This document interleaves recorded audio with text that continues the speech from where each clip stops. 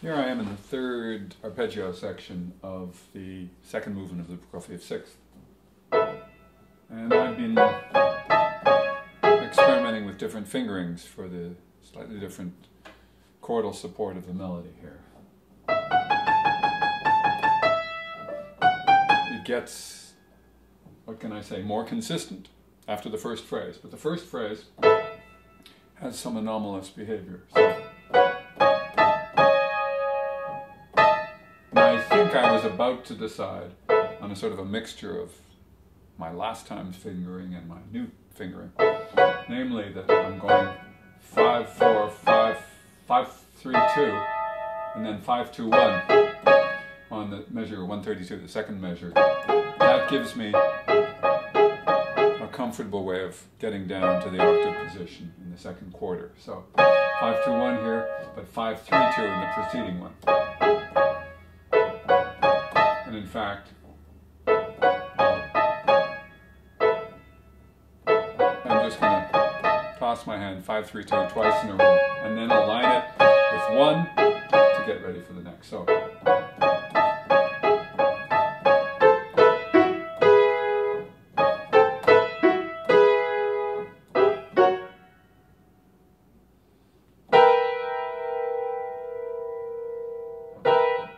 You know, this is often a problem with me. In measure 134, I wanted so much to indicate that I shouldn't miss the A sharp that I wrote it in such a fashion, small and neat, that I couldn't decipher whether it were a natural or a sharp. So that's of no value. As it happens, its behavior is absolutely consistent with the others. So that's good. The only inconsistency is in the fingering of the first squished chord with the second, because it's white-black instead of black-white. So I've talked about that before. So what's still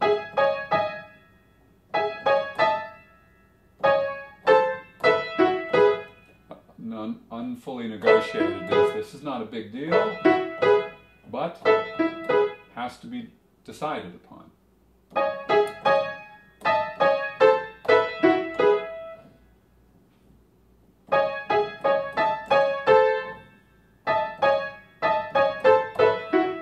So here, for example, consistency is not everything. In other words, always finding the same fingering for the same keys is not necessarily in your best interest. It's contextual. So in 152, I'm going 1, 2, 5 for the sake of then having my third free for E. That's good. Now, when I go back to that same chord, the downbeat chord on the third measure of this fragment, tempo primo, then it's not as easy for me, or it's not as automatic for me to go 1, 2, 5 to 1, 2, 5 in a completely different, more extended position. It's much easier to be on 3, 2, 1. So that's what I'm going to do. So, in fact, I'm going to draw a little line at the end of 132, indicating that I'm starting afresh. In fact, I'm starting afresh twice. I'm doing a 5, 3, 2, going to the A minor chord. Then I'm doing another 5, 3, 2, going to E major. So it's 5, 3, 2, extending, and then toss my hand, and then finish. Okay, and that right away, I can tell right away, has a satisfying quality to it. So I've got then this. So this. I should probably draw a line after the first measure, indicating there's a new thought and a new gesture here, then a shift and a shift. Shift, shift, shift. String players will know exactly what I mean. They're shifting all the time, and pianists perhaps need to use language more like that, because having a way of describing where you are on the keyboard is potentially very useful. Maybe we should have segments and things, but it's not quite as straightforward as having 4 strings or having different positions on the fingerboard, but at least we can borrow from our colleagues the best of what they can lend to us or give to us. makes me feel a sense of ease. Shift, shift, shift. Yeah, that's really nice. So.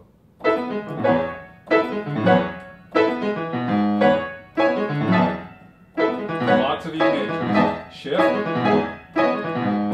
Shift again.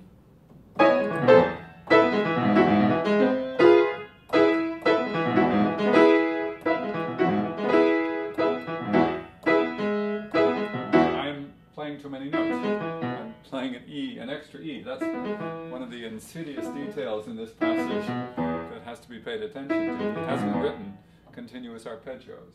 Silly Prokofiev.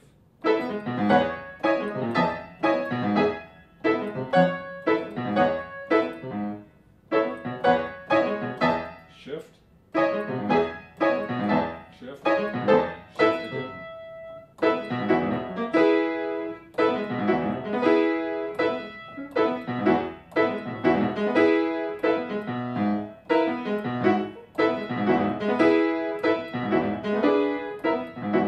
It's one of the odder arpeggios I've had to confront. Because its very discontinuity is what makes it so bizarre.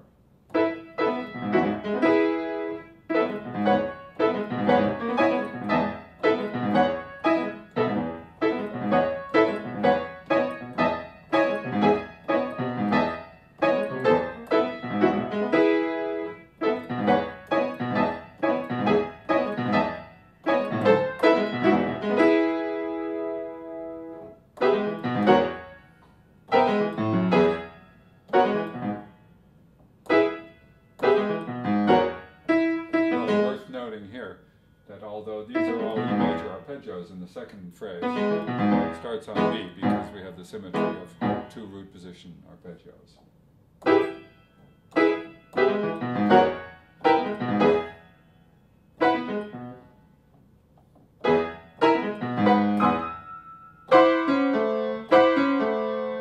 Not right. Think B flat with a C added, B flat chord.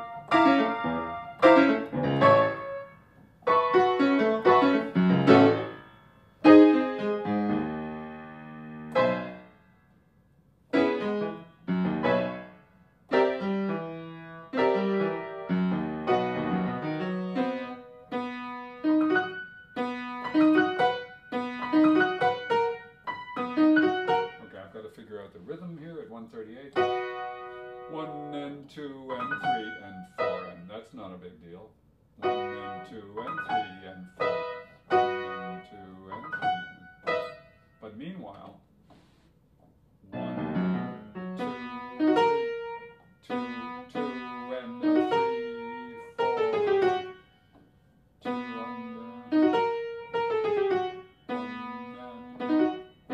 and he's actually, someone's written a finger substitution in the score.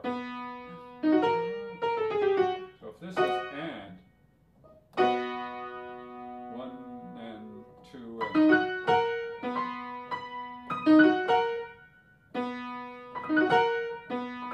Well, the math of it is not that critical. It's that the 30 seconds in the left have to come roughly 3/4 the way through the beat, which means cruising to the next figure. And the triplet in the right hand happens at the half beat.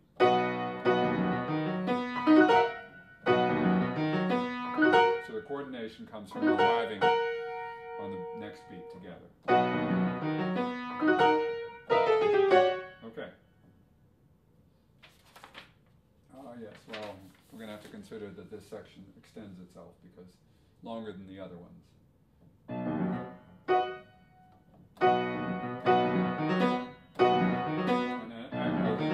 It's so pleasurable to have a legitimate close position arpeggio in B major, which is already a pleasurable arpeggio. And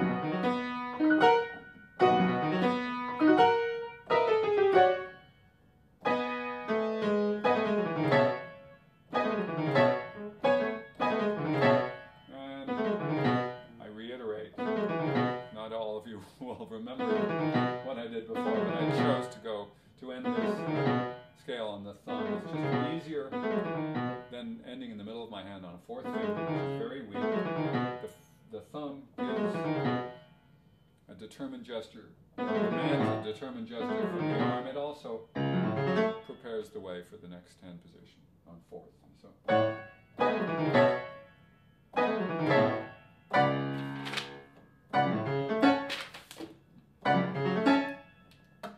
Oh, troublesome page.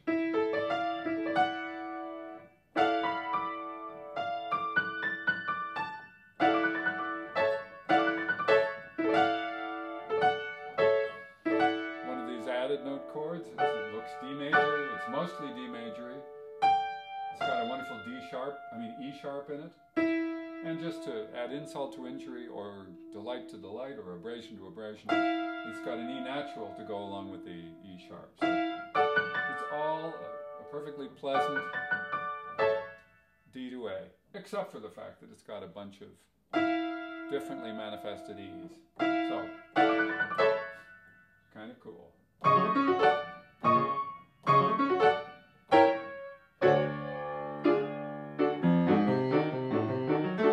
then it goes on. Okay, so that's the end of the arpeggio sections. I'm going to go back to 134.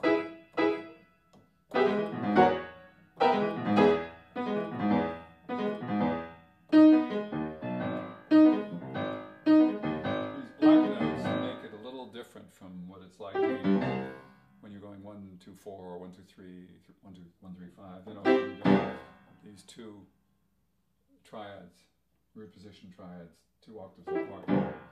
Here we have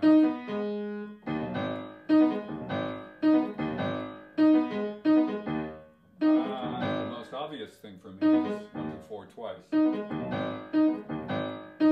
Again, not a whole lot of advantage to the 1, 3, 5 with which I'm enabled to grip the all white note triads. I'm able to take more advantage of the tilt of my hand. So I have no notation indicating probably that I meant to have a consistent fingering as before. And so I need to override it with a notation.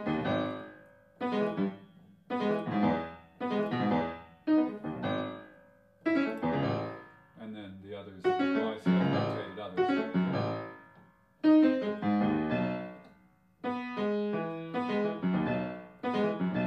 do have an odd one here, E major going to B major, and I've notated 2 for the F sharp, the bottom one. Am I going to stick with it? It's comfortable, but weaker.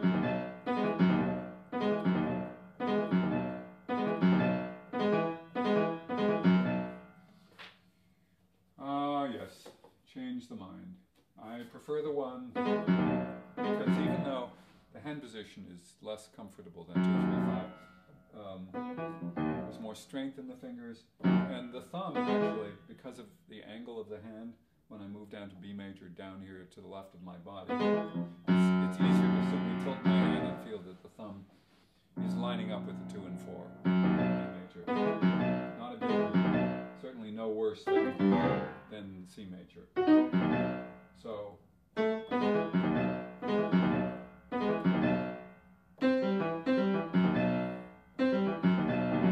hear differently. I think getting into 5-3-2, getting into the standard fingering of B major is a more useful thing, so I will go to 2 on the F sharp here. So the first one,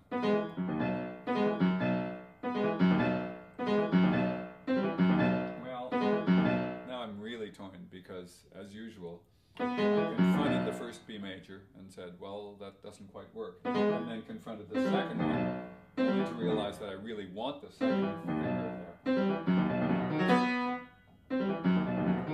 So the question, do you mind watching me change my mind in real time?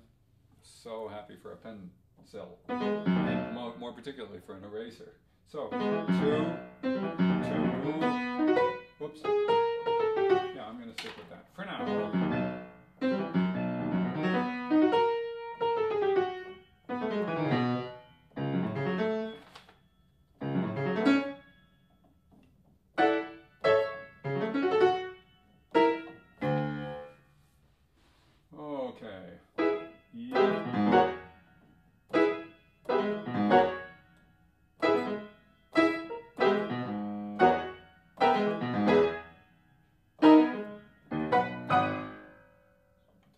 B flat with C or B sharp.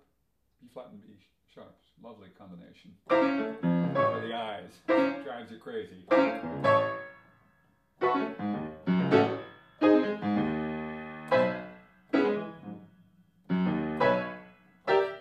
obviously I'm not feeling my right hand. Literally, I'm not feeling where it has to be.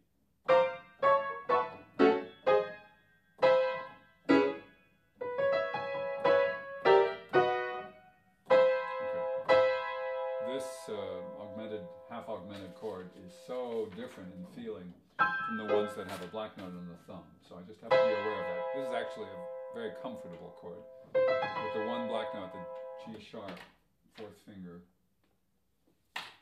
for me, a minor third above it is the fifth, so that's really good. Now here we have a less comfortable minor seventh.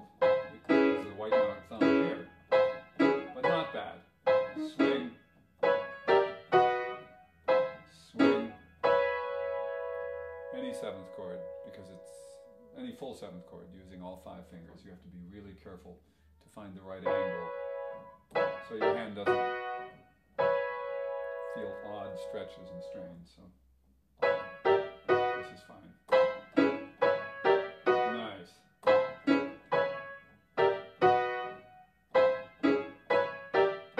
If I were to try to describe how my body prepares the way, okay, the fourth finger extends slightly for the black note. My arm turns my hand to deliver the thumb to the C sharp. Then my hand opens up and my third curls back toward my body because it's the one that needs to be on a white note that it's least accustomed to. The 1 and 5 are happy as can be on the octave white notes, but the third, which is longer than 2 and 4, feels very out of sorts playing the white note against the black notes of the 2 and 4. So that's where my body needs to define that weirdness. And then this one is quite comfortable. With the right tilt, 2 and 4, even though they're on black and white, can feel on a par. And again, 2 and 4 on white-black, reversed, feel okay. So I have nice, not so nice, odd, okay.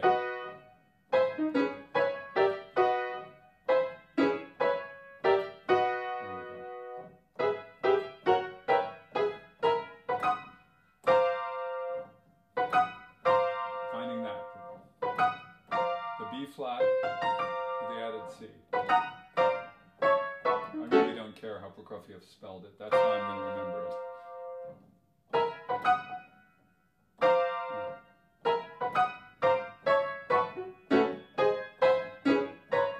Whoops.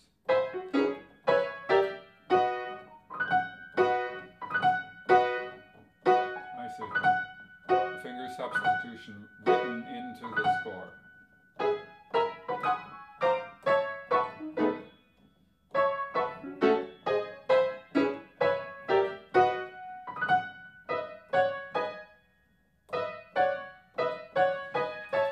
As well work out the end of this. Oh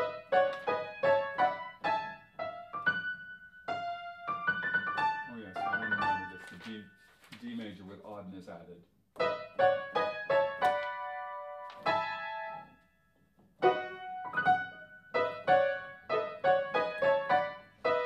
3, 4, 5, 5, 5. 3, 4, 5. This is, for keeping score, end of 138.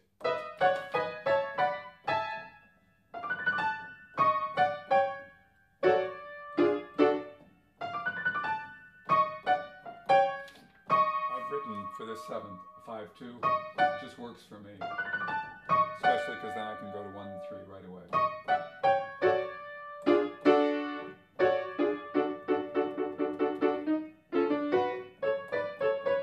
Okay, then we're back. 3, 4, 5. 3, 4, 5. 5, 3, 2. I'm going to just remind myself I'm playing 2 on the bottom. That's a standard for me. Grab it rather than going up to the thumb.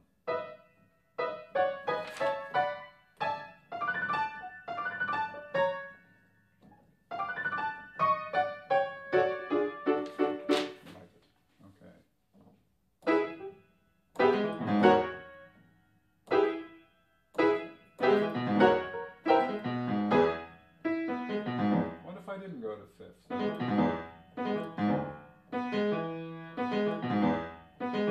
also don't remember if I decided. Yeah, 1, 2, 4, 1, 3, 5. What if I went to 1, 2, 4 twice? I'm sure I've wondered about it.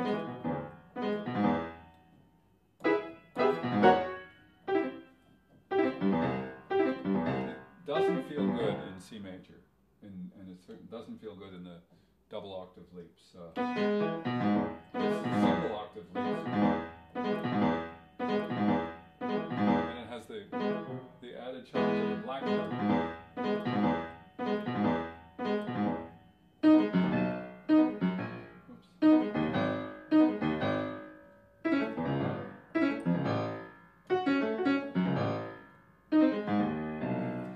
None of those solutions are speaking to me.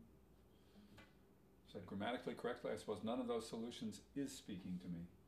But in other words, the discrimination is not obvious enough to me to be able to say, aha, that feels great. So I'm going to stick with 1, 2, 4, 1, 3, 5. Because there's no reason here it's different on the black notes.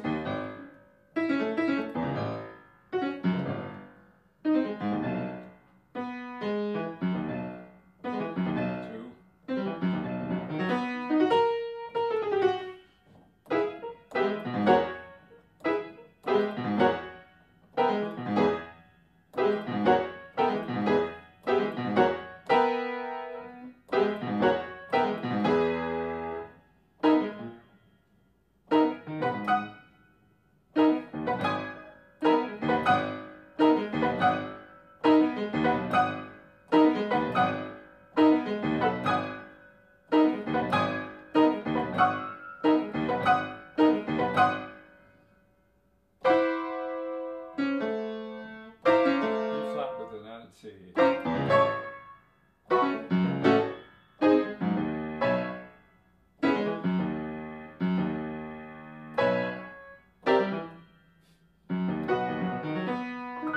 It's amazing how little of what I'm able to do alone that feels good is accessible to me when I'm busy being distracted by the left hand noodling all over the place. So I have to reduce the distraction.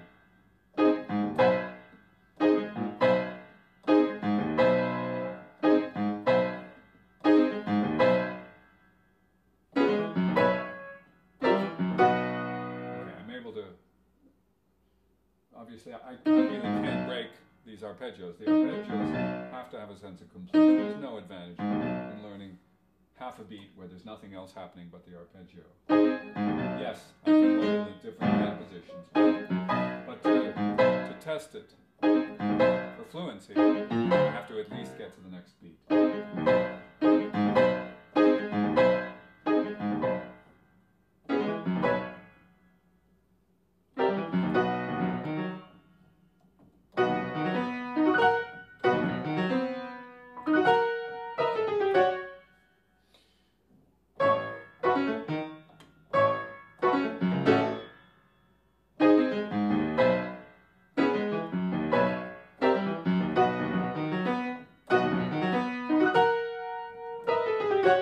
Falls, for whatever reason, that bizarre moment.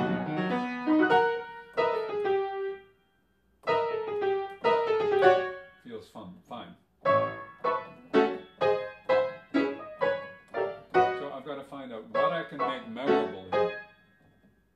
So if I'm playing left hand alone, I'm going to try it once using the score.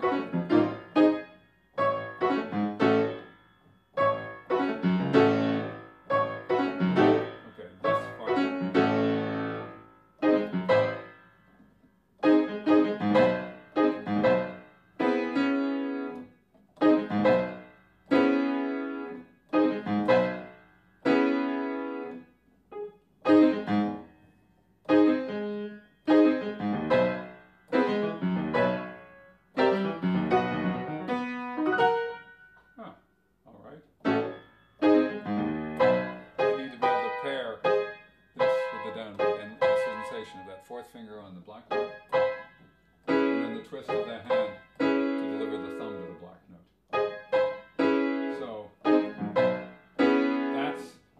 transition.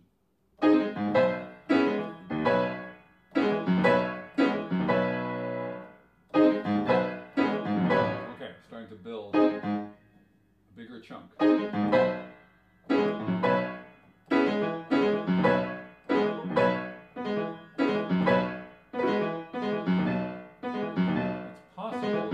Go to 2 on the F sharp. But 1, 3, 5 might be a better finger on top, but I've been busy using 1, 2, 4 most of the time. It may not be relevant because my arm is delivering my second. I'm not reaching to it. So long as there's some straight shot and my hand can become immediately passive when it's done, maybe all will be well.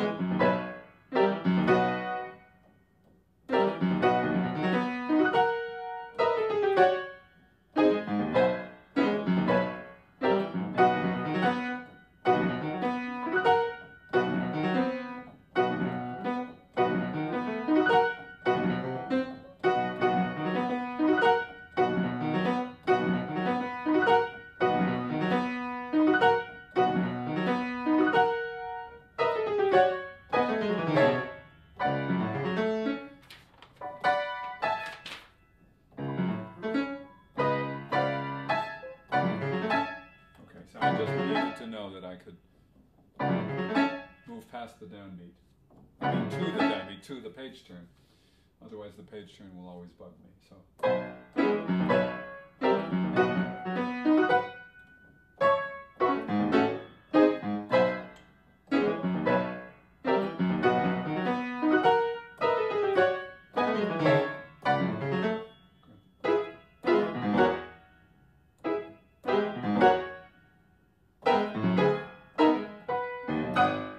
Doesn't stick, does it? I've got to remind myself how it goes.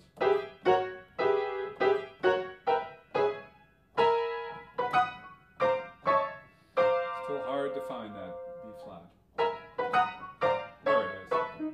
If all my consciousness is on it, or at least much of it,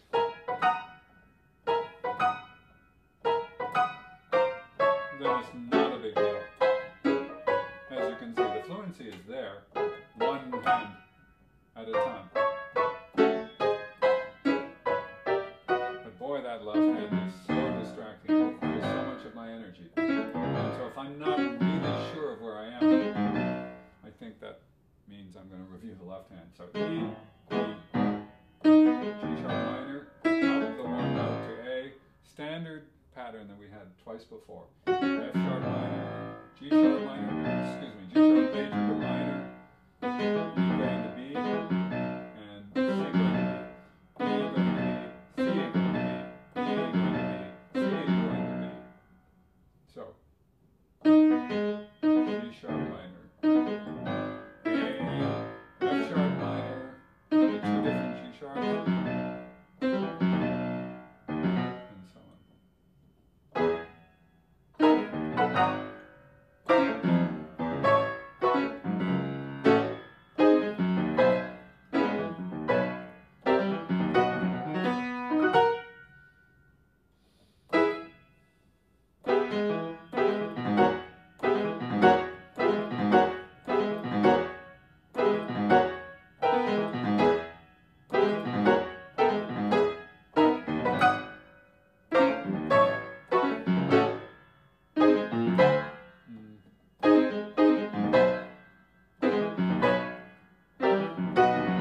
So what did I do this time? I committed to each arpeggio, trying not to be hyper-conscious of what happened at the bottom. In other words, whether it changed or it didn't change, I wanted there to be an automatic nature.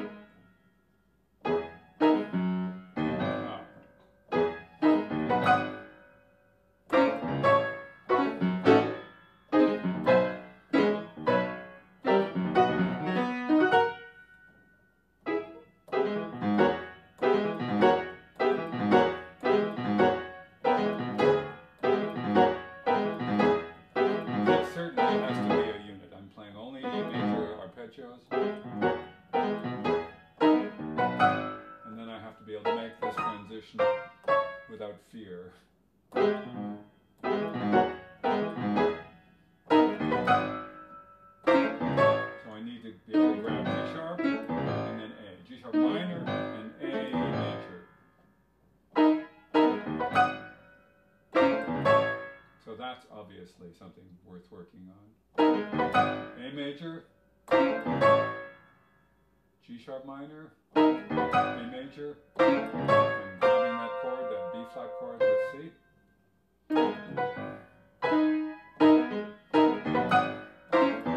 Yes.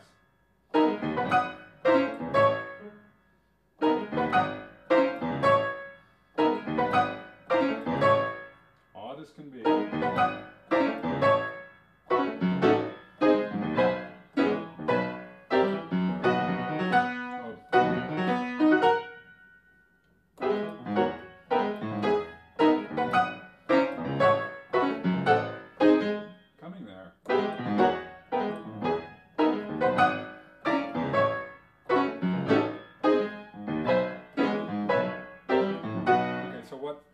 I feel, it's certainly not all there, but I feel I can anticipate more of the gesture and the sensation and the belonging at the bottom of things.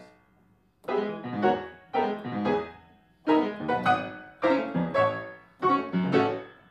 didn't open the chord up just by one note. That's all it takes here. Not a difficult transition.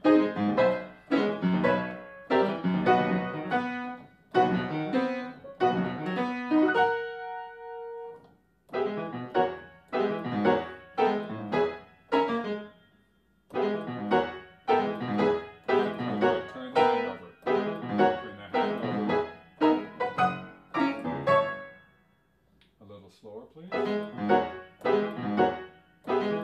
the hand over. Find the funny chord. Yeah. Turn the hand over. Find the funny chord.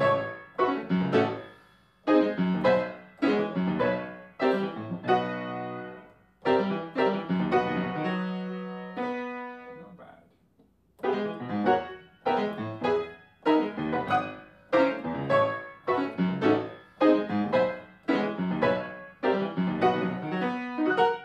That's better.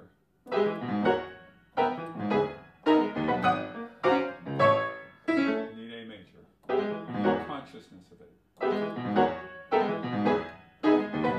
A major, there is the idea. In real time.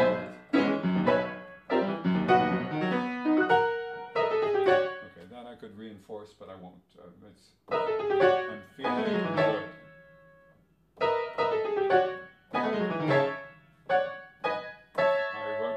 Let's see if I still mean it. I like it. How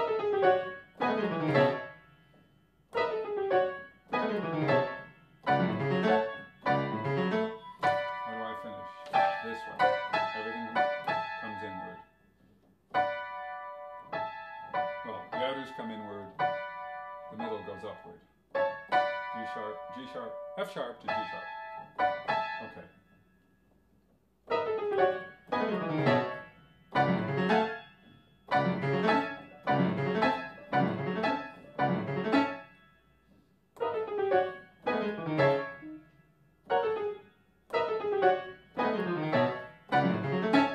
Yes.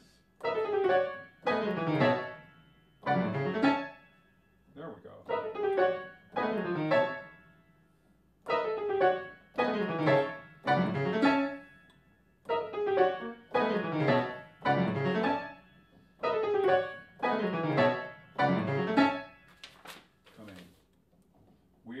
Weird arpeggio. D major with various E's. I've got to guard against playing the left hand to agree with the right hand. Left hand E, right hand E sharp. And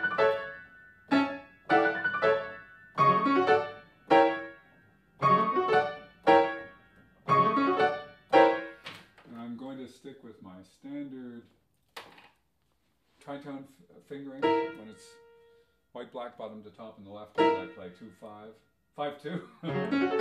I can just grab it more easily. Now, admittedly, it doesn't enable me to get down there, so I am torn. But it's so easy to get to, and I do have time. So I like the.